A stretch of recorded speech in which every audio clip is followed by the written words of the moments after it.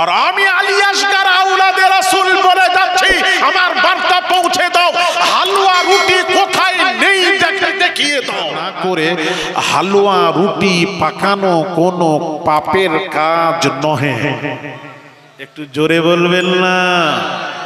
তাহলে এই দিনে যে হালুয়া রুটি খাই, উনি বলছেন, থানবী সাহেব বলছেন কোনো পাপের কাজ নয়। আর এই মৌলবীরা বলছে হালুয়া রুটি কোথায় পেলে দেখাও। আমি বোঝাতে পারছি? তাহলে হালুয়া রুটি করা পাপের কাজ নয়। আমার ওয়ালিদ কিবলা করতেন, আমাদের ঘরে হয়। আপনাদেরকেও বলছি, যদি যারা করেন অসুবিধা নেই, করতে পারেন, তবে ফরজ ওয়াজিব মনে করবেন না যে ফরজ।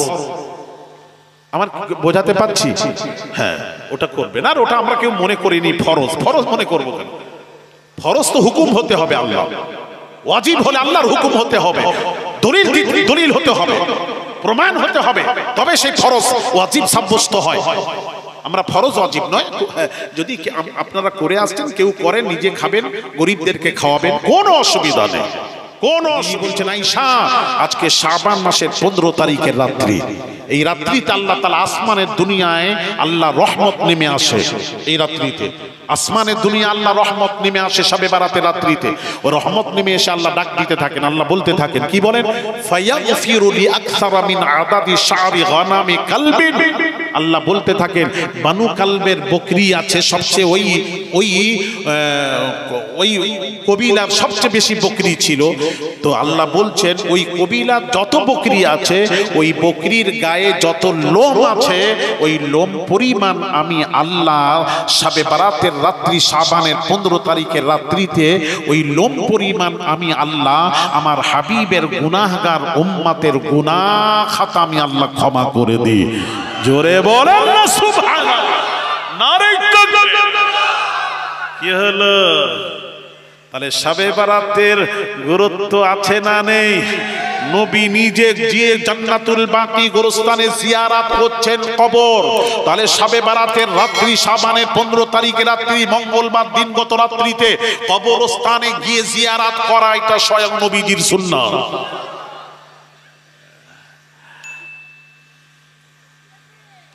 আচ্ছা, আর একটু বলবো, খাস করে ওলামায়ে দেওবন্দ আর তবলিগি ভাইদের যদি অস্বীকার করার, একজন মুফতি সাহেব নাকি ওলামায়ে দেওবন্দের এক মুফতি সাহেব নাকি জুম্মার খুতবাতে শবে বারাতের ফজিলত সম্পর্কে অস্বীকার করেছেন হাওড়া জেলায়।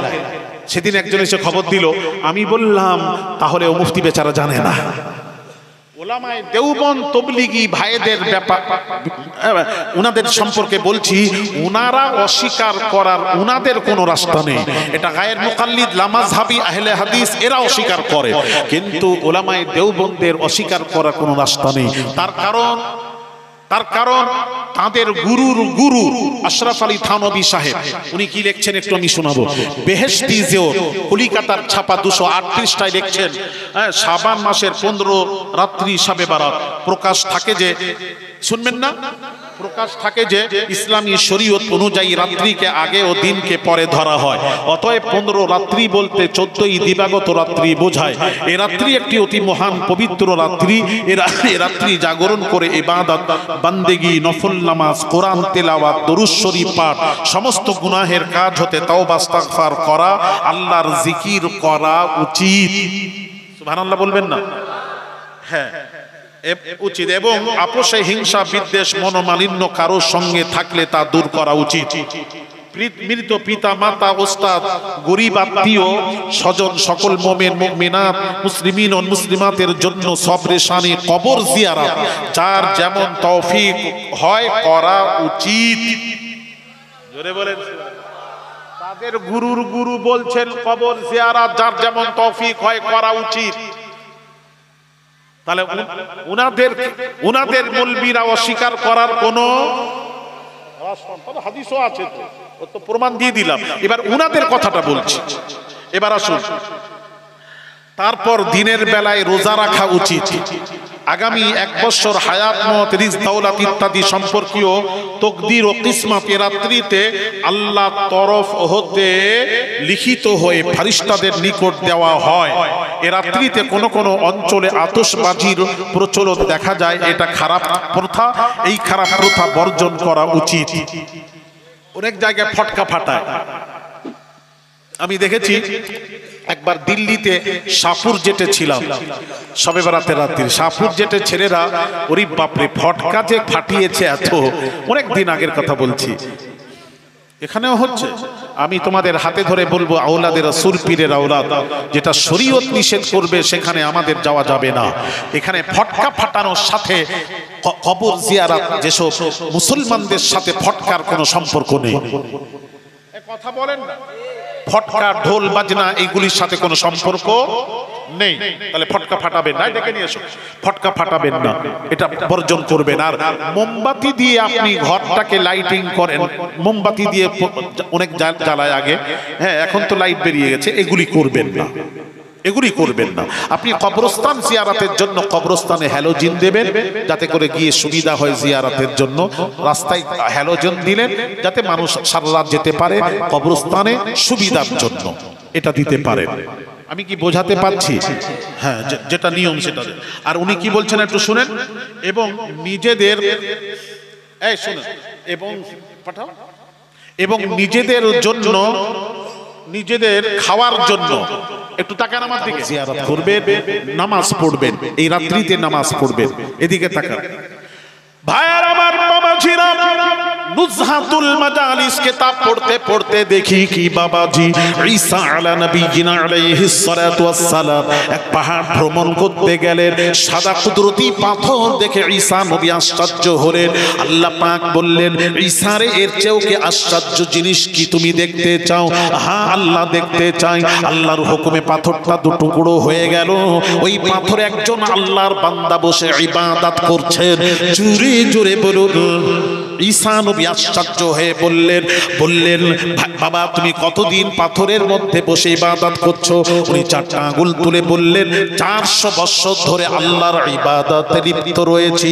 তখন ঈসা আলা নবিয়িনা আলাইহিস সালাতু ওয়াস সালাম আকাশের দিকে তাকিয়ে বললেন, রব্বুল আলামিন, আল্লাহ, আমার মনে হয় আকাশের নিচে জমিনের উপরে এই ব্যক্তির মতো মর্যাদাপূর্ণ ব্যক্তি বুঝি একটাও নেই। আল্লাহ পাক বললেন, ঈসা রে, ওহীর মাধ্যমে জানালেন, ঈসা তোমার জানা নেই। আখিরি জামানার পয়গম্বর নবী মুহাম্মদুর রাসূলুল্লাহ সাল্লাল্লাহু আলাইহি ওয়াসাল্লামের উম্মতে মুহাম্মাদিরা শাবান মাসের 15 তারিখের রাত্রিতে, অর্থাৎ শবে বরাতের রাত্রিতে, তারা বেশি নয় 2 রাকাত নামাজ যদি ঠিকভাবে আদায় করে, আমি আল্লাহ উম্মতে মুহাম্মাদির নামায় আমালে 400 বছরেরও অধিক 400 বছর ইবাদত করলে যে সওয়াব, তার চেয়েও অধিক সওয়াব 2 রাকাত নামাজ পড়তে পারলে তার চেয়ে অধিক সওয়াব আমি তাদের নামায় আমালে লিখে দেব। আরে নামাজ পড়লে 2 রাকাত, 400 বছর ইবাদত করলে যে সওয়াব, তার চেয়েও বেশি সওয়াব পাওয়া যাবে উম্মতে মুহাম্মাদিরা। আমরা যদি শাবান মাসের 15 তারিখে 2 রাকাত নামাজ পড়তে পারি, তাহলে এই রাত্রি জাগরণ করে ইবাদত করবেন, নামাজ পড়বেন, দরুদ পাঠ করবেন। রাজি আছো তো? কবর এই রাত্রিতে কবর জিয়ারত করবেন। আপনাদের দেশে হয়তো এইগুলো করবেন। যাক, আল্লাহ তৌফিক দেন। শবে বরাত সম্পর্কে বুঝে এলেন। এইবার আসুন আল্লাহর ওলির ব্যাপারটা বলে দিই। হ্যাঁ, ওলিরা কোথায় যাবে খুঁজে পাবেনি, আর ওলি আমাদেরকে নিয়ে টানাটানি করবে। ওই হাদিসটাও একটু শোনাবো। হ্যাঁ, শুনেন। أبي سعيد الخدري رضي الله تعالى عنه قال فوالذي نفسي بيده ما منكم من أحد بأشد مناشدة لله في استقصاء الحق من المؤمنين لله يوم القيامة لإخوانهم الذين في النار يقولون ربنا كانوا يصومون معنا ويصلون ويحجون فيقال لهم أخرجوا من عرفتم فتحرم صورهم على النار فيخرجون خلقا كثيرا قد أخذت النار إلى نصف ساقيه وإلى ركبتيه إلى آخر الحديث رواه مسلم. জোরে জোরে বলুন।